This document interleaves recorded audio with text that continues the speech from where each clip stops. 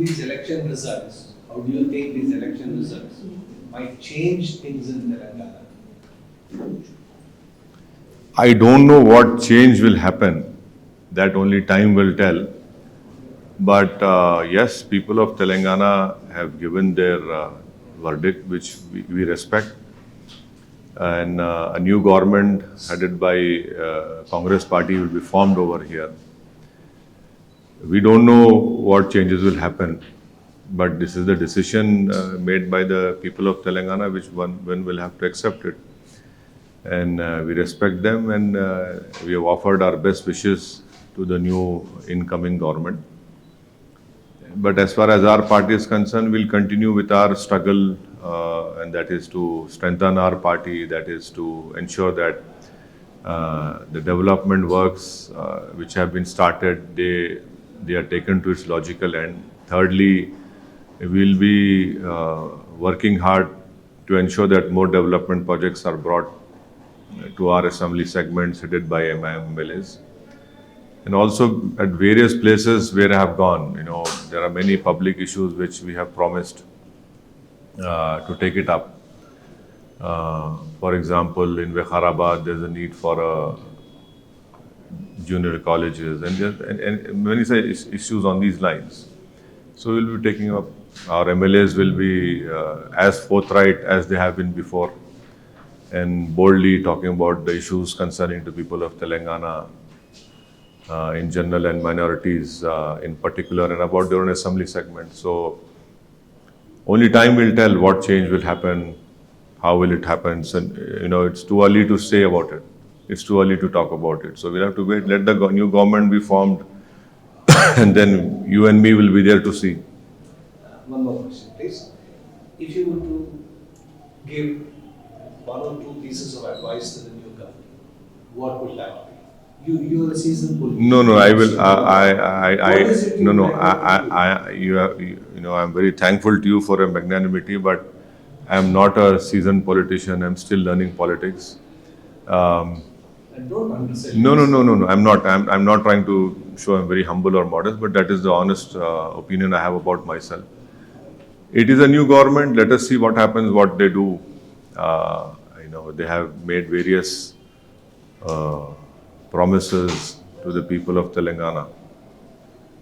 As far as we are concerned, we will make this government accountable. We'll be discharging our role as an opposition party, and we'll be trying our best. Sir, what BRS believes is this is not a wave of Congress, because other states also we have seen the performance of Congress party.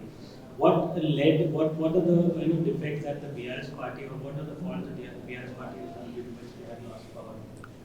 Again, it is not. It is a question which I cannot answer for any other political party. It is for the BRS party to do their own homework. I'm sure they'll do it, and they also know that what weaknesses were there, what needs to be corrected, and that is for them to decide. But I had called up the ex-Chief Minister, Mr. KCR, yesterday, and I offered my best wishes to him. And I hopefully, if I get time, I'll also go and meet him also, because I have a good relationship with him. I spoke to K.T. Ramarao also, and I told him that that this is the verdict, this is part and parcel of political life. And he said yes, he accepted it. He said yes, these are things which happen in politics. And he said that I feel that this is a great opportunity for KTR and Harish Rao to play an important role as an opposition party leaders. Let us see what happens. So yesterday BJP has won in Rajasthan. One MLA from Hawa Mahal, sir, his name is Balmukund Acharya. He's called the officials, dialed the officials today and told that no non-veg stalls नहीं होने चाहिए streets पर, sir. Officials को call करके बोल रहे कि non-veg stalls streets पर से हटाने चाहिए, नहीं होने चाहिए. इस पर क्या है? नहीं, ये देखिए, ये गलत है. किसी को इख्तियार नहीं है freedom of expression means freedom of what you want to eat also.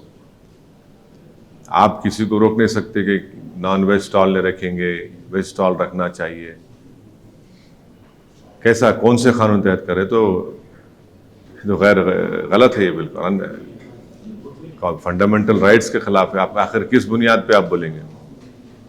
क्या करना चाहेंगे आप? फिर वो लोग कहाँ पे अपना रोजगार तलाश करेंगे, कहाँ से अपना घर चलाएंगे? और उसमें क्या खाली मुसलमान है, उसमें गैर मुस्लिम भी हैं। अब मच्छी की दुकान है, अंडे की दुकान है, अंडा फ्राई की है, वो तो सब चलाते, उनको लोग क्या करेंगे? तो ये तो गलत है, बिल्कुल गलत फैसला है उनका। और हम उम्मीद करते हैं कि इस तरह के जो डिसीजंस अगर लिए जाएंगे तो इससे तो आप पहले ही बेरोजगारी ज़्यादा है, गरीबी ज़्यादा है, कीमतें आसमानों को छू रही हैं, और ऊपर से आप खाने पे टारगेट कर रहे हैं। सर, अगर हम बात करें तेलंगाना की, बाकी के हिंदी हार्टलैंड स्टेट, राजस्थान, मध्य प्रदेश और छत्तीसगढ़ की, जहां हैदराबाद शहर के जेटीसी एरिया में कांग्रेस परफॉर्म नहीं कर पाई, और उसी तरीके से इंदौर में भी उनका परफॉर्मेंस जीरो रहा, रायपुर में परफॉर्मेंस जीरो है। तो ये जो अर्बन एरिया में कांग्रेस का जो इस तरीके का परफॉर्मेंस है, यहाँ पर भी बीआरएस ने अच्छा परफॉर्म किया जेटीसी एरिया में, इसको कैसे देखते हैं? कांग्रेस रूरल में भी परफॉर्म कर पाई तेलंगाना में, लेकिन अर्बन में बिल्कुल भी उनको कोई सफलता हासिल नहीं है।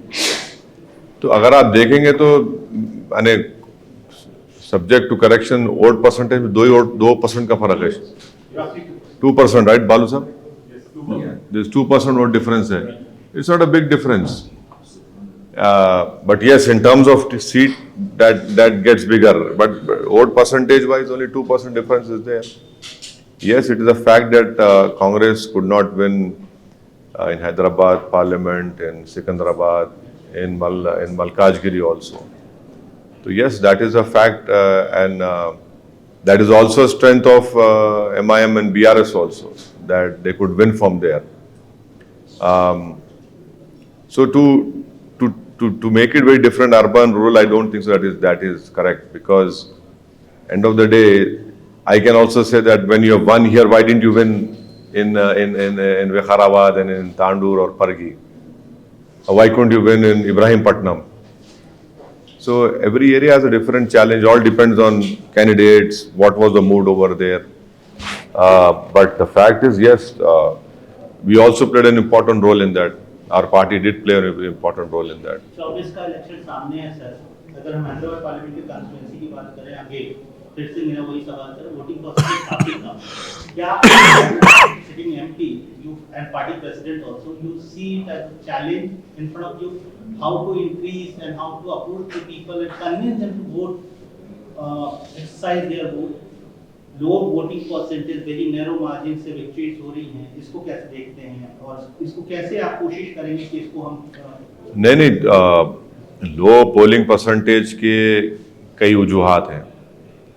एक वजह यह है कि गैर ज़रूरी के हर बार सेंसिटिव के नाम पर पुलिस को, पैरामिलिट्री फोर्स को आप खड़ा कर देते हैं और बैरिकेड्स लगा देते हैं, रोड्स बंद कर देते हैं आप, और आप लोगों को निकल कर जाने की तकलीफ हो जाती है उस दिन।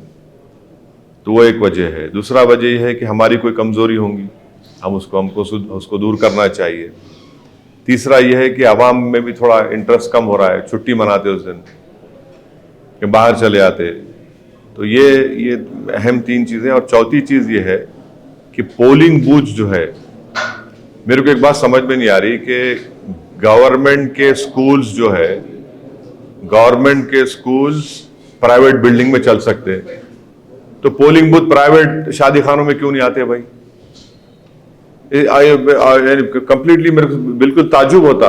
इलेक्शन कमीशन ऑफ इंडिया को देखना चाहिए कि अगर पूरे इंडिया में गवर्नमेंट स्कूल प्राइवेट बिल्डिंग में चलते तो आप एक दिन के लिए क्यों नहीं लेते किसी मैरिज हॉल को? आप यानी एक जगह ले रहे आप और एक जगह पे 1100 वोट है, माने 2 कमरों को आप, इससे कम कमरा है और आप 2 बूथ, तो कहां पोलिंग परसेंटेज बढ़ेगा? आपके पास कई मैरिज हॉल्स है, आप लीजिए ना। ईसीआई को तो पैसा मिलता गवर्नमेंट ऑफ इंडिया से, बजट सैंक्शन होता, तो उनको चाहिए कि भाई जहां पे ऐसे मैरिज हॉल्स हैं या प्राइवेट हॉल्स हैं या बिल्डिंग्स हैं, आप एक दिन के लिए उनको लीजिए, एक दिन के लिए 4 दिन जो भी लीजिए, ताकि कम से कम लोग जाके वोट डाल सकें। और आज भी हम देखें कि कई बुजुर्ग लोग नहीं डाल सके वोट, क्योंकि उनको सहूलत ही नहीं जाने की वहां पे। और फिर आप एक कंडीशन लगाते कि गाड़ी का दूर रोक देना, तो उससे भी वुमेन पोलिंग मुतासर होती। तो हमारे तरफ से जो भी कमजोरी है हम उसका सेल्फ इंट्रोस्पेक्शन कर रहे, और हम लोग मेहनत करेंगे हमारे असेंबली कॉन्स्टिट्यूंसी में जहाँ पे हमारे को लो पोलिंग परसेंटेज हुआ। जाहिर है हमारे में कोई कमजोरी रही होगी, उसको हम बराबर दूर करेंगे, मुलाकात करेंगे आवाम से। अब तो बूथ वाइज डेटा आता है, तो हम देख रहे हैं, उस पर काम होगा। और इंशाल्लाह मुझे यकीन है कि पार्लियामेंट इलेक्शन में पोलिंग परसेंटेज बढ़ेगा। 3 राज्यों में बीजेपी की हासिल की, और ये भी कहा जा रहा है कि अब नरेंद्र मोदी इनविंसिबल है, वो हैट्रिक करने जा रहे हैं। जिस प्रकार से उनके हौसले बुलंद हो गए और अभी ऑपोजिशन के पास चेहरा ही नहीं है, तो क्या आप भी समझते हैं सर कि 3 राज्यों के बाद बीजेपी काफी स्ट्रॉन्ग पोजीशन में है और ऑपोजिशन के पास मोदी का जवाब नहीं है? लाइटर वेन में मैं भी इनविजिबल था वहां पे, तब भी बीजेपी जीत गई। मैं तो था ही नहीं वहां पे, तब भी बीजेपी जीत गई। हम लोग राजस्थान में 10 सीट लड़े तो, और 4 सीट मध्य प्रदेश में लड़े, छत्तीसगढ़ में तो हम थे ही नहीं, तब भी बीजेपी जीत गई। अब नहीं मालूम अब किसको ब्लेम करेंगे ये लोग, अब किसको ब्लेम करेंगे नहीं मालूम, सोचना पड़ेगा इन लोगों को।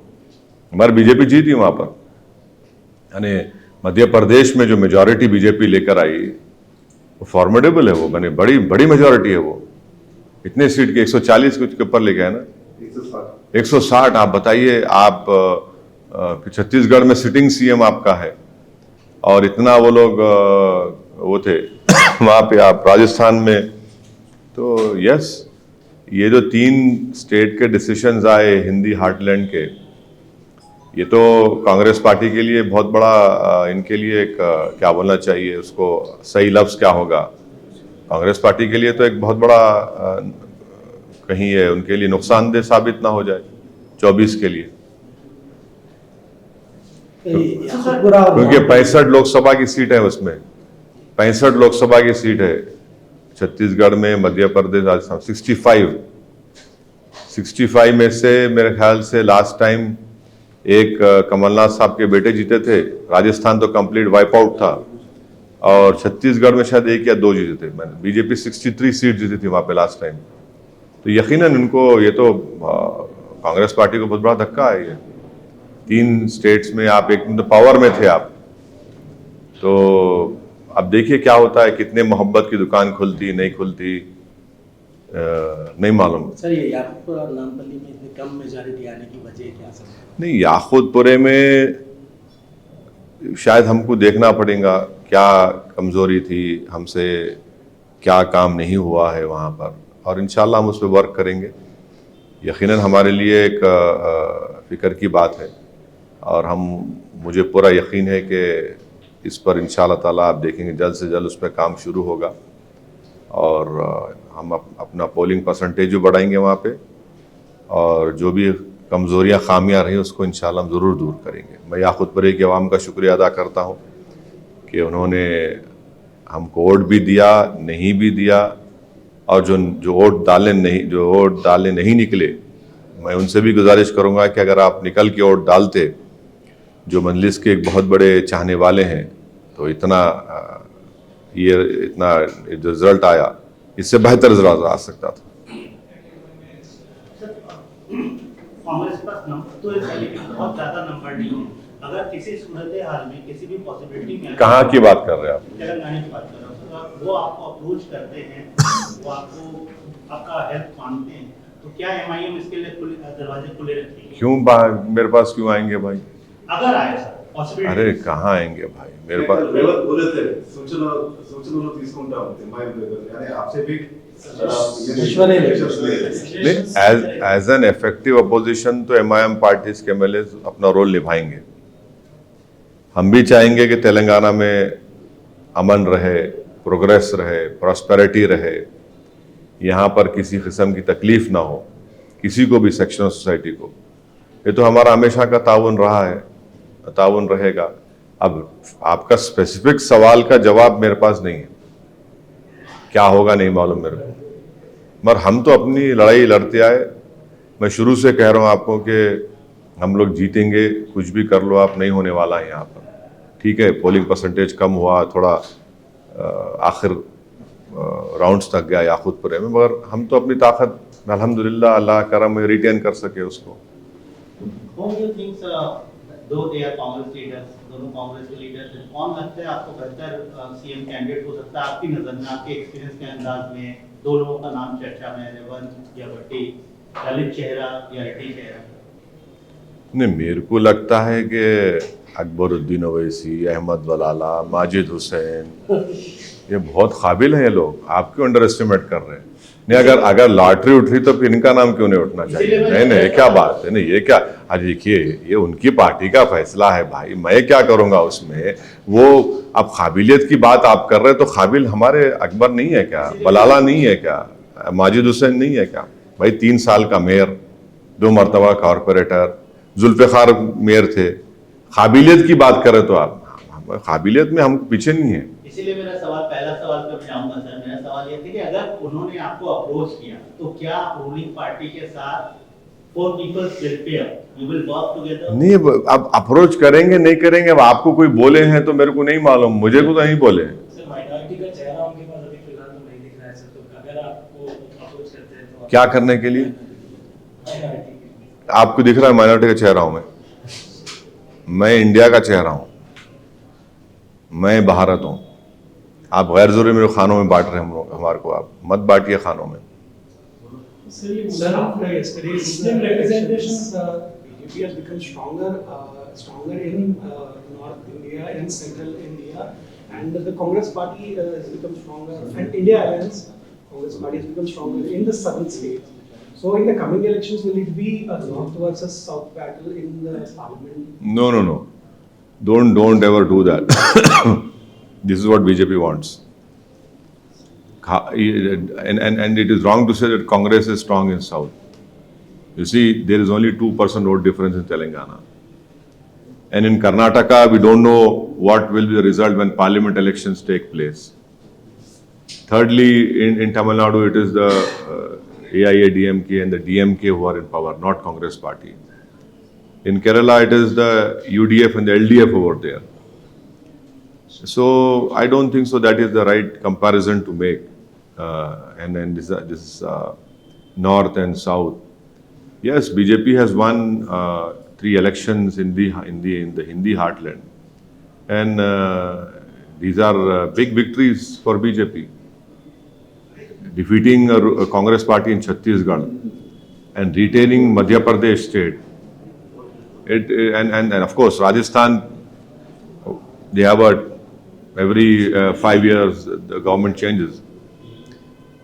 It is a challenge for all of us come 2024, and it is a bigger challenge for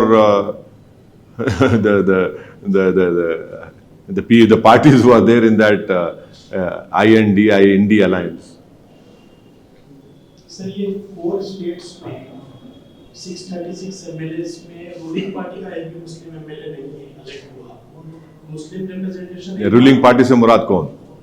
BJP और कांग्रेस। कोई भी मुस्लिम एमएलए इलेक्ट नहीं हुआ। नहीं, मध्य प्रदेश में आरिफ मसूद हुए ना? नहीं, 2 इलेक्ट हुए हैं, बहुत अपोजिशन के एमएलए। नहीं, अच्छा, रूलिंग पार्टी वो तो बीजेपी है। बीजेपी टिकट देती भी नहीं ना। बीजेपी तो टिकट, देखिए बीजेपी का क्लियर कट है, वो मुस्लिम माइनॉरिटी को इंडियन पॉलिटिक्स से इनविजिबलाइज कर चुके हैं। एक मिनट ठहरिए भाई, बात मत करिए, एक मिनट ठहरो भाई। तो वो लोग इनविजिबलाइज कर चुके हैं पूरा, कोई है ही नहीं। तो बीजेपी का उनके पास एक मुस्लिम एमपी नहीं है, मुस्लिम मिनिस्टर नहीं है यूनियन गवर्नमेंट में, तो बीजेपी का क्लियर कट आइडिया है। अब दूसरे पार्टीज जो है, अब वो भी तो वैसी फॉलो कर रहे हैं, वही फॉलो कर रहे हैं ना। वो भी तो सॉफ्ट हिंदुत्व बोलिए, हार्ड हिंदुत्व बोलिए। अब कमलनाथ साहब का मध्य प्रदेश स्टेटमेंट था कि राजीव गांधी ने बाबरी मस्जिद के ताले खोले। अब आपके घर को लॉक पड़ गया, मध्य प्रदेश में आपके घर को लॉक पड़ गया। अब इनको सोचना चाहिए छत्तीसगढ़ में आप बड़े बड़े धर्म संसद कराए, आप कराइए बाप। ये चीजें हैं, ये देखना पड़ेगा। तो ये तो है। विंटर सेशन चल रहा है सर पार्लियामेंट का। प्राइम मिनिस्टर ने आज एड्रेस किया मीडिया को, उन्होंने अपील की ऑपोजिशन से कि वो जो 3 राज्यों का हार का जुम्मन इशारा कांग्रेस की तरफ था, उसका गुस्सा पार्लियामेंट के अंदर ने निकाला। हम प्रधानमंत्री से ये और बीजेपी से ही बोलेंगे कि पार्लियामेंट में हम जो बहस करना चाह रहे हैं उसको अलाउ करिए। आप दिल बड़ा करिए। आप सिर्फ अपना गवर्नमेंट का एजेंडा लेके मत चलाइए प्लीज। सिर्फ आप अपना एजेंडा लाके करा लेंगे तो अपोजिशन क्या करेंगे? फिर डिबेट्स भी तो होनी चाहिए। सरकार को हम क्रिटिसाइज करें, इश्यूज में ऐसे कई। तो चाइना पे प्रधानमंत्री क्यों नहीं डिबेट कराते पार्लियामेंट में? क्यों डरते प्रधानमंत्री और उनकी सरकार चाइना से? डिबेट करवाइए ना भाई। 2000 स्क्वायर किलोमीटर पे चाइना कब्जा करके बैठा है। हम चाहेंगे डिबेट हो गाजा में, गाजा के ऊपर जो इजराइल जुल्म कर रहा है। 12,000 लोगों को इजराइल खत्म कर चुका है फलस्तीनों से हमारा पुराना रिश्ता रहा। ये डिबेट होना चाहिए पार्लियामेंट में गाजा के बारे में, चाइना जो जमीन पे कब्जा करके बैठा है। और क्या मुद्दे आपको लगता है सर विंटर सेशन में हो सकते हैं? अब बहुत से मुद्दे हैं भाई। अभी तो चुनाव से हम निकले हैं, तो अब तो 1 महीना तो यहीं इसी में थे। बहुत से ज़ाहिर है हमारे वतन अजीज़ में बहुत से अवामी मसाइल हैं जिस पर बहस होनी चाहिए, और लोग पार्लियामेंट तरफ देखते हैं कि भाई क्या ये मेरी तकलीफ को बयान कर रहे हैं, क्या हुकूमत मेरी तकलीफ को समझ रही है। आप जीते हैं और ये बार हमने देखा है कि काफ़ी जो है आपको मेहनत करनी पड़ी। कुछ एग्जिट पोल्स ये भी बता रहे थे कि 1-2 सीट का आपको नुकसान भी हो सकता। तो ग्राउंड अभी जो है रिजल्ट आ गए हैं, तो पूरे सिनारियों को अगर आप सामना करना चाहेंगे तो कैसे करेंगे? नहीं, मैं आपसे हमेशा कह रहा था कि इंशाल्लाह हम लोग अपने 7 MLA सीट जीतेंगे।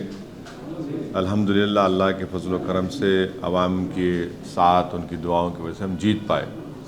यकीनन हमारे लिए एक लम्हे फ़िक्र की बात है कि हमारा पोलिंग परसेंटेज कम हुआ है, और ज़ाहिर है उसमें कई वजूहात हैं। इसमें एक वजह होगी कि हम में कोई खामियां रही होंगी। इंशाअल्लाह हम उसको दूर करेंगे, उन कमज़ोरियों को दूर करेंगे, और हमारे पार्टी के जो ज़िम्मेदार हैं उनसे हमारी बातचीत चल रही है। अवाम उन्नास से भी हम बात करेंगे, तो ये उसको दूर करेंगे। तो टीआरएस की और हार हुई है और कांग्रेस सरकार में आ गई है, इसको कैसे देखते हैं आप? नहीं, अब जो आप लोग जो चला रहे थे कि चेंज बदलाव हवा है, सुनामी है, भाई ये सुनामी तो नहीं थी, सिर्फ 2% वोट का फ़र्क है। ठीक है, अवाम का फ़ैसला है, इसको हम कबूल करते हैं, और हम अपने नेक तवक्कुआत और नेक ख्वाहिशात, नेक तमन्नाओं का इजहार करते हैं जो नई कांग्रेस की गवर्नमेंट आ रही है।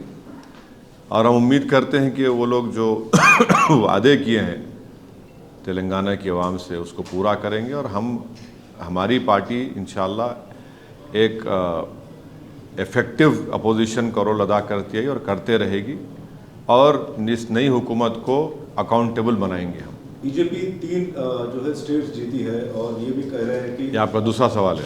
हाँ, हैट्रिक जो है पीएम बनेंगे। हाँ, हैट्रिक जो है अभी पीएम बनेंगे नरेंद्र मोदी। हुनूस दिल्ली दूरस्त, अभी 24 है, अभी 24 के लिए अभी से मत बाजा बजाइए, अभी टाइम है। आप देखिए क्या क्या होने वाला है, क्या होगा। हाँ, ये बात सही है कि बीजेपी ने छत्तीसगढ़ में बहुत बड़ी कामयाबी हासिल की, मध्य प्रदेश में कामयाब हो गए, राजस्थान में हो गए, और मुझे बड़ी तकलीफ़ इस बात की है कि मैं नहीं दिखा वहाँ पर, तब भी बीजेपी जीत गई। तो ये तो कैसे हुआ नहीं मालूम, क्योंकि हर बार बीजेपी जहाँ जीतती है तो हमको ही इल्ज़ाम लगाते थे, तो हम नहीं थे वहाँ पर। सर, आप हमेशा से बीआरएस के फ्रेंडली अलायंस रहे हैं, अब कांग्रेस पार्टी जो है वो गवर्नमेंट फॉर्म कर रही है, तो आपका उनके साथ किस तरह से रहेगा आगे का प्लान ऑफ एक्शन, या फिर किस तरह से आप उनके साथ भी फ्रेंडली अलायंस में रहेंगे क्या? अब इस इलेक्शन में तो मैं जो है तेलंगाना के इलेक्शन में 8 मुकामात पर मैं खुद पब्लिक मीटिंग किया था टीआरएस के लिए। 7 जगह पर बीआरएस जीत गई, एक जगह पर कांग्रेस को, कहीं पर बीजेपी नहीं जीती। तो ये एक इम्पॉर्टेंट पॉइंट आपके इत्तला के लिए बोल रहा हूँ। तो इसका आप कई नतीजा निकाल सकते हैं कि सौदा हुआ नहीं हुआ, किससे हुआ नहीं हुआ, कौन पैसे दिया नहीं दिया, मगर हम तो पूरे इखलास के साथ ये कोशिश किए हैं। और आगे का क्या होगा कैसा होगा मुझे नहीं मालूम, किस तरीके के हालात पैदा होंगे कैसा होगा। अभी तो नई सरकार हुकूमत बनेगी और ज़ाहिर है हमको उनको टाइम देना पड़ेगा। नई गवर्नमेंट बनने के बाद उनको काम करने का मौका मिले, उसके बाद से हम देखेंगे। और मगर ये बात सच है कि हम एग्रेसिव अपोजिशन का रोल अदा करेंगे और आवाम के जो मसाइल हैं उसको उठाते आए हैं, उठाते रहेंगे। डेवलपमेंट के जो काम रुके हुए हैं हमारे कॉन्स्टिट्यूंसीज़ में उसको पूरा करवाएंगे और हमारी कोशिश होगी कि जमहूरियत को मजबूत किया जाए तेलंगाना। रेवंत रेड्डी का नाम आ रहा है चीफ मिनिस्टर के पोस्ट के लिए, आप किस तरह से देखते हो? नहीं, मुझे नहीं मालूम कि वो उनकी पार्टी का फ़ैसला है, क्योंकि उनको आवाम ने उनको एतमाद दिया है। वो फैसला करेंगे किसको बनाना, मुझे नहीं मालूम उसके बारे में। किसको बनाएंगे नहीं बनाएंगे वो फैसला करेंगे। Do you welcome him as the chief minister? If no, mandate तो उनके पास है ना, तेलंगाना के अवाम ने उनको मैंडेट दिया है, तो वो अब उनकी आप तो उनको हमेशा से आरएसएस और टीडीपी से जोड़ते आए हैं। सो अब अगर वो चीफ मिनिस्टर बने तो do you see any sort of alliance or anything going further with them? नहीं, अभी ये तो अभी तो सरकार बनी नहीं। अब ये Congress party should decide. The people of the Telangana have given them the mandate. It is for them to decide who they want to make a CM, and we will ensure that Telangana remains on the path to progress. We will ensure that the peace which we had in last 9.5 years rule under TRS rule, it continues, and our opposition role was there before, will continue with that role. But it is too early to say and talk about, let the government be formed, we'll see what happens. Friendly alliance रहेगा sir, because आप opposition का role किससे रहेगा? कांग्रेस के साथ। अरे भाई साहब, आप हर चीज़ का फैसला मेरा कर ले रहे आप इधर भी फ्रेंड अलायंस बोल रहे, उधर भी बोल रहे। मेरी पार्टी का फैसला मैं करूंगा, हमारी पार्टी करेंगी। हम ये समझ में नहीं आ रहा। फिर हमारी पार्टी एक इफेक्टिव अपोजिशन रोल अदा करेंगी, इसमें कोई दो राय नहीं है। नई हुकूमत आई है, हम चाह रहे थे कि दोबारा केसीआर बने, अवाम ने कुछ और फैसला लिया, अल्लाह का फैसला हम कबूल करते। सरकार बनने दीजिए, हम अपना काम करेंगे।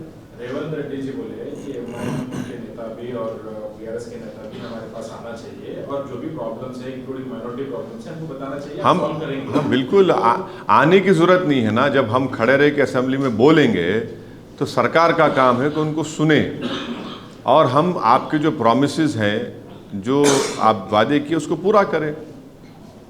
तो ये आना जाने का क्या बात है भाई? वो गवर्नमेंट इन पावर है, we are the opposition, we will have our say, we will be raising our voices, we will be raising the issues concerning to the people of Telangana. The people of Telangana have given them the mandate and will ensure that they deliver on what they have promised. आपका साथ BRS के साथ रहेगा sir, Congress के साथ? हाँ, आपका साथ बीआरएस के साथ रहेगा, कांग्रेस के साथ? अभी कोई चुनाव तो नहीं है ना। अभी जब चुनाव आएगा किसके साथ है नहीं है, यकीनन हम बीआरएस के लिए बोले हैं। अब एक नई गवर्नमेंट बन रही है, मगर हम अब फिलहाल तो ये गवर्नमेंट बनने दीजिए, फिर देखेंगे। कांग्रेस पार्टी ने उनके मैनिफेस्टो में एक और प्रॉमिस किया था, कास्ट सेंसस का, minority caste census, OBC caste census. तो आप उसको किस तरह कराइए, विदिन 6 months ऑफ टाइम कराइए आप, हमारे को इतराज़ नहीं है, बिल्कुल कराइए, बिल्कुल कराइए कास्ट सेंसस बोलिए, क्या बोलिए आप, जो बोले। अब मेरे ख्याल से ऑलरेडी तेलंगाना में हो चुका है, समारा कुछ बोलते ना उसको।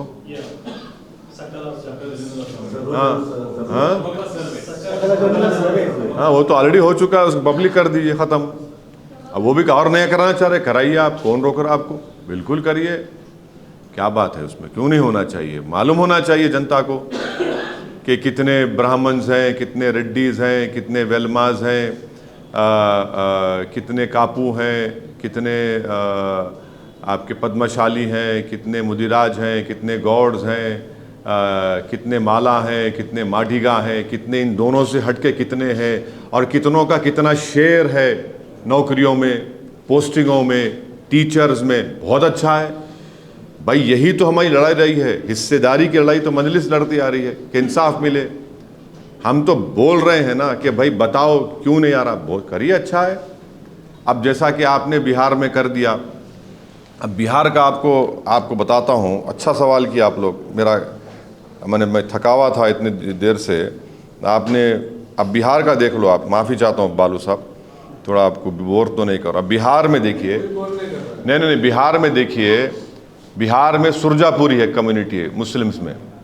अब सुरजापुरी का पॉपुलेशन है 24,46,212।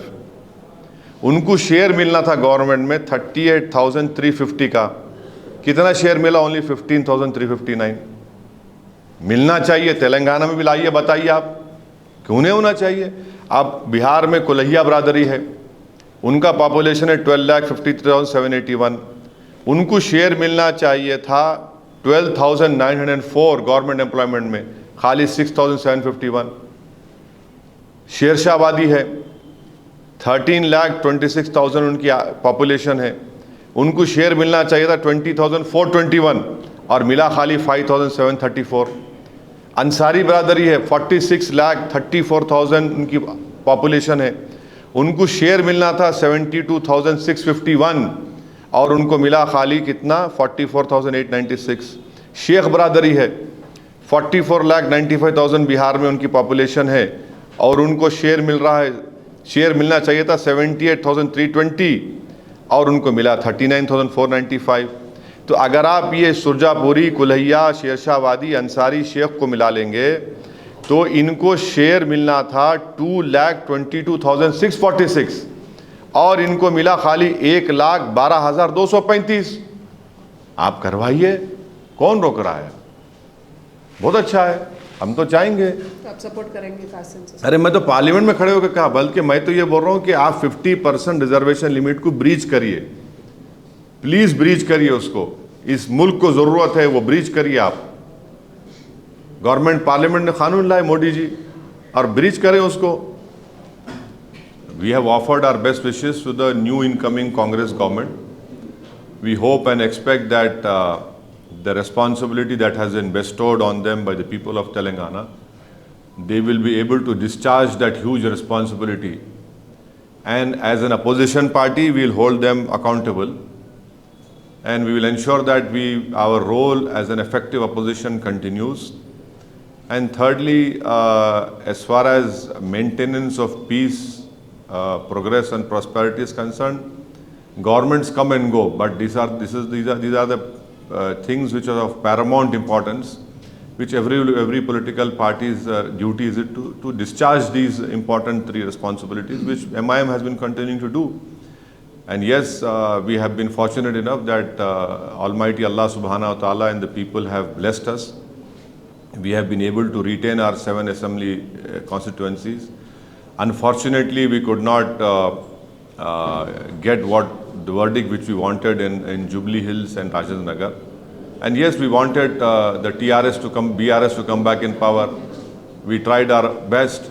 That could not happen because it's a decision of the people. We have to respect it. Sir, Mamun और बीआरएस से क्या गलती हो गई कि उनको ये रिजल्ट जो है सामने आया? अब देखिए, ये एक पार्टी का अंदरूनी बात है, वो तय करेंगे। मैं कैसा बोलूँगा आपको? आप तो बिल्कुल बहुत साथ में थे, मामू को वोट दो।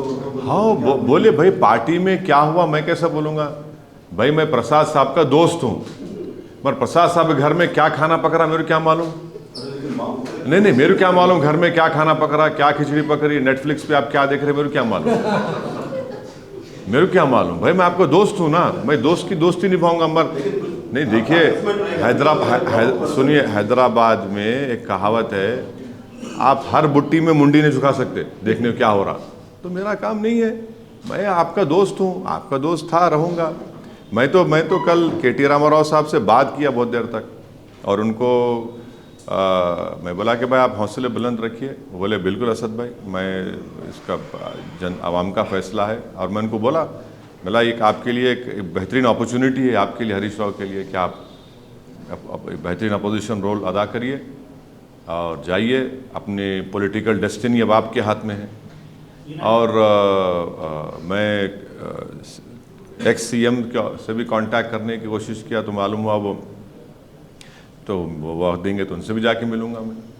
देखिए ऐसा है ना कि ये इलेक्शन होते जाते मगर इंसानी ताल्लुकात तो अपनी जगह पर रहेंगे। कांग्रेस के आपके पुराने दोस्त है, अभी ये भी कहा जा रहा है कि अगर वक्त मिला, वक्त आने पर, मौका मिलने पर MIM जो है कांग्रेस के साथ भी जो है कंधे से कंधा मिला सकती है। नहीं, आपसे सुन रहा हूँ मैं, मेरे को नहीं मालूम। आपको लगता है सर कि बीजेपी विकल्प साबित होगी BRS की? जिस तरीके से ग्रोथ हुआ है, पिछला परसेंटेज से डबल परसेंटेज से ज्यादा होगा। कांग्रेस के लिए विकल्प साबित नहीं हो सकती। आप क्यों समझ रहे? आप ये क्यों समझ रहे कि कांग्रेस के लिए विकल्प साबित नहीं हो सकती? रीजनल पार्टीज जो है ना वो रहने वाली हैं। अब नेशनल पार्टीज अगर हार रही हैं बीजेपी के खिलाफ तो उसका क्या होगा? मध्य प्रदेश में, छत्तीसगढ़, राजस्थान में। तो ये तो सबको सोचना पड़ेगा ना, सिर्फ एक पार्टी को तो नहीं है, हमको भी सोचना पड़ेगा।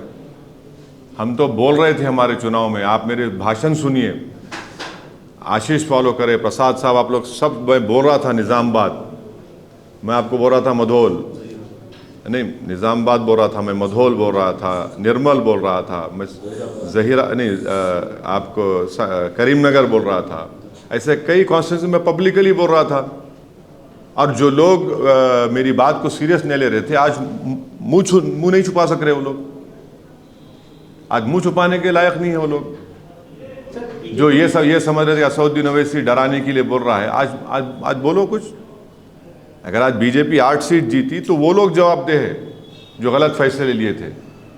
इसी से लगा हुआ सवाल है सर, यूनाइटेड आदिलाबाद में, यूनाइटेड निजामाबाद में बीजेपी ने अच्छा परफॉर्म किया है। जिन इलाकों की आपने बात की, इलाके इन जिलों में आते हैं, क्या वजह है बीजेपी का ग्रोथ यहाँ पर इन महाराष्ट्र से लगे हुए बॉर्डरिंग इलाकों में या जिलों में हुआ है? नहीं, कामारेड्डी कितना दूर है महाराष्ट्र से भाई?